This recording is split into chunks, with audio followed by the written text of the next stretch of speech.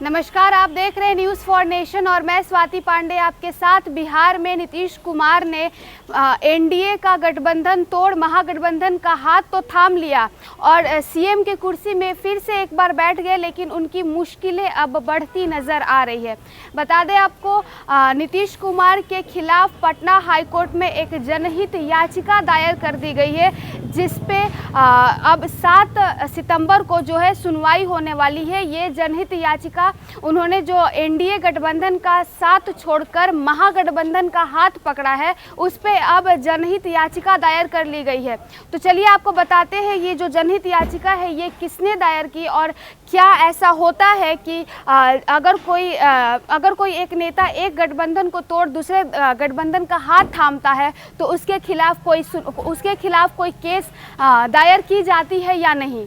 Patna high court में मुख्यमंत्री नीतीश कुमार द्वारा एनडीए गठबंधन को छोड़कर महागठबंधन के साथ सरकार बनाने के विरुद्ध में दायर जनहित याचिका पर सुनवाई 7 सितंबर 2022 को की जाएगी। ये जनहित याचिका धर्मशीला देवी ने दायर की है।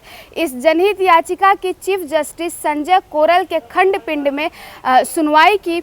कोर्ट ने सुनवाई करते हुए राज्य सरकार के एडवोकेट जनरल और याचिकाकर्ता के अधिवक्ता वरुण सिन्हा को इस मुद्दे को स्पष्ट करने को कहा कि चुनाव पूर्व गठबंधन को खत्म करने के संबंध में संवैधानिक और कानूनी प्रावधान क्या है।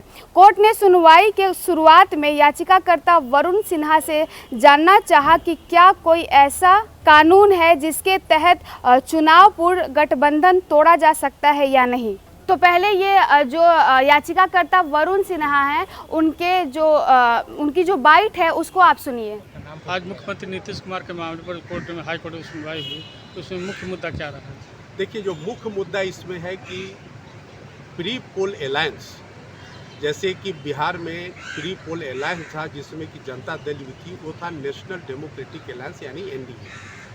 कोर्ट का यह प्रश्न था कि जो प्री पोल अलायंस है उस प्री पोल अलायंस को तोड़ करके अगर कोई पार्टी दूसरे अलायंस के साथ समझौता करती है तो उसका संवैधानिक और कानूनी असर क्या होगा, इस पर कोर्ट सुनवाई करना चाहती है। और इसी हेतु उन्होंने एडवोकेट जनरल से भी कहा है कि आप भी इस प्रश्न पर अपना राय रखें और कोर्ट को असिस्ट करें।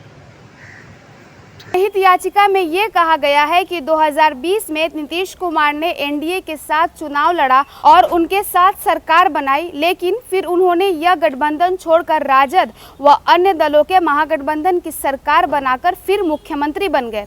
ये संवैधानिक प्रावधानों का उल्लंघन है और जनादेश का अपमान भी है। याचिका में यह कहा गया है कि संविधान के प्रावधानों के 176 और 164 के तहत राज्यपाल को नीतीश कुमार को पुनः मुख्यमंत्री नहीं नियुक्त करना चाहिए था, क्योंकि उन्होंने बहुमत वाले गठबंधन को छोड़कर अल्पसंख्यक वाले गठबंधन के साथ सरकार बना ली। इससे पहले भी 2017 में नीतीश कुमार ने राजद के साथ गठबंधन कर सरकार बनाने के बाद राजद छोड़कर बीजेपी के साथ सरकार बनाकर मुख्यमंत्री बने थे। जिस गठबंधन के आधार मत से सरकार बनाते हैं, बाद में उसी जनादेश को नज़रअंदाज कर अपमान कर दूसरे गठबंधन के साथ मिलकर सरकार बना लेते हैं। तो देखिए, ये जो याचिका उनके खिलाफ दायर की गई है कि वो हमेशा से ऐसा करते हैं कि जो जनादेश जिन्हें चुन करके उन्हें जब लाती है तो उसका साथ छोड़कर वो दूसरों का हाथ थाम लेते हैं। आपको बता दें कि ये जो याचिका है इस पर सुनवाई अब 7 सितंबर 2022 को होने को है। तो इस खबर में बस इतना ही। और भी वीडियोस और अपडेट्स के लिए आप देखते रहे न्यूज़ फॉर नेशन।